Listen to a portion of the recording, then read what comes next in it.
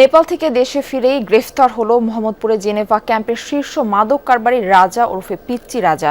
মঙ্গলবার সন্ধ্যায় গোপন তথ্যের ভিত্তিতে বিমানবন্দর থানা ও ইমিগ্রেশন পুলিশের সহায়তায় তাকে গ্রেফতার করা হয়।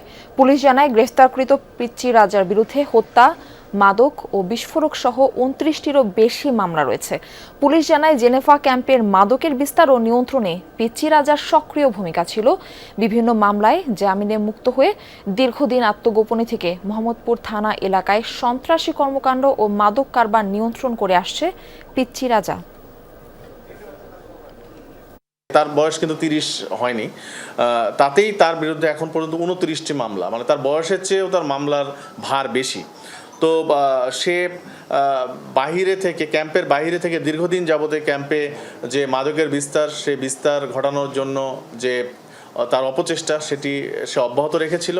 তো তাকে আমরা শেষ পর্যন্ত আইনের আওতায় আনতে সক্ষম হয়েছি।